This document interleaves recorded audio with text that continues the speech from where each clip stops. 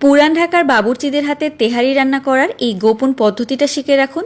এখন আপনিও ঘরে বসে একেবারে পুরান ঢাকার মতো তেহারি রান্না করতে পারবেন, যার স্বাদ এবং ঘ্রাণ বলে দেবে আপনি যেন পুরান ঢাকার তেহারি রান্না করছেন।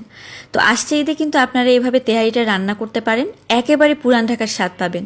প্রথমে এখানে 1.5 কাপ পরিমাণে পেঁয়াজ বেরেস্তা করার তেল দিয়ে দিলাম। শুরুতে কিন্তু আমি পেঁয়াজ বেরেস্তা করেছিলাম, সেটা তেল দিয়েছি 1.5 কাপ পরিমাণে। এখন 1 কেজি পরিমাণে গরুর গোস্ত, 1 কাপ পরিমাণ টক দই, 1/2 কাপ পরিমাণে আদা রসুন বাটা, তার সাথে 1 চামচ পরিমাণে সাদা গোলমরিচের গুঁড়া, 1/2 চামচ পরিমাণে জয়ত্রী গুঁড়ো, 1/2 চামচ জয়ফলের গুঁড়া, শুকনা মরিচের গুঁড়া দিয়ে দিলাম। এখন গোটা গরম মশলা দিয়ে দিব, স্বাদ মতো লবণ দিয়ে দিচ্ছি। গোটা গরম মশলার মধ্যে দারুচিনি, এলাচ, তেজপাতা, লবঙ্গ। এলাচটাকে কিন্তু আমি একটু গুঁড়া করে দিয়েছি, ফ্লেভারটা বেশ ভালো আসবে।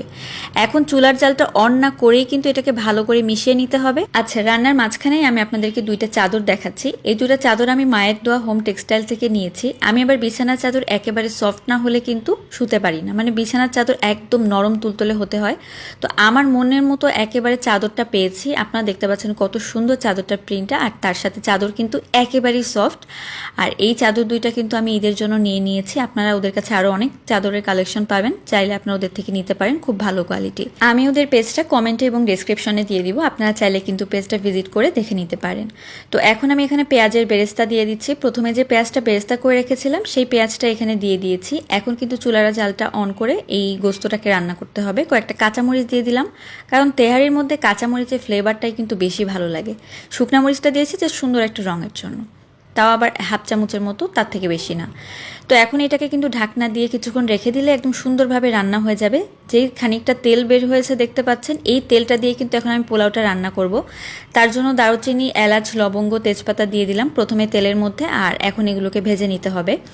এই যে গোস্তের তেলটা, এটাই কিন্তু তেহারির ফ্লেভারটা আনে, তাই আলাদাভাবে তেল ব্যবহার করবেন না। গোস্ত রান্নার সময় একটু বেশি করে তেল দিয়ে দিবেন, আর সেটা দিয়েই কিন্তু এই পোলাও চালটা ভেজে নেবেন। তো চালটা ভালো করে ভাজা হয়ে গেলে এখানে পরিমাণ মতো পানি দিয়ে দিচ্ছি। এখানে 1 কেজি চালের জন্য আমি 1300 গ্রাম পরিমাণে ফুটন্ত গরম পানি ব্যবহার করেছি।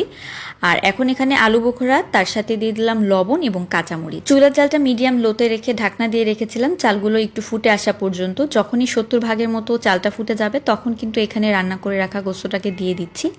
আর তেহারি রান্নায় কিন্তু মশলার ব্যবহারটা খুবই কম করা হয়, যার কারণে তেহারিটা খেতেও কিন্তু আমার কাছে বেশ ভালো লাগে। তো ঢাকনা দিয়ে রেখেছিলাম, এখন আবার একটু উল্টে দিয়েছি। এখানে একটু গোলাপ জল 2 টেবিল চামচ পরিমাণে, কেওড়া জল 1/2 টেবিল চামচের মতো আমি দিয়েছি। তেহারির মধ্যে আমার গোলাপ জলের ফ্লেভারটা বেশ ভালো লাগে, আর পুরান ঢাকার তেহারিগুলোতে কিন্তু গোলাপ জল, কেওড়া জলটা দেওয়া হয়। শেষের দিকে আমি একটু ঘি দিয়ে দিচ্ছি, ঘিটা কিন্তু অবশ্যই ব্যবহার করবেন। আর ঘি দেওয়ার পরে ঢাকনা দিয়ে রেখেছিলাম 15 মিনিটের জন্য। এখন কিন্তু চালটা খুব ভালোভাবে ফুটে গিয়েছে, আর দেখতেই পাচ্ছেন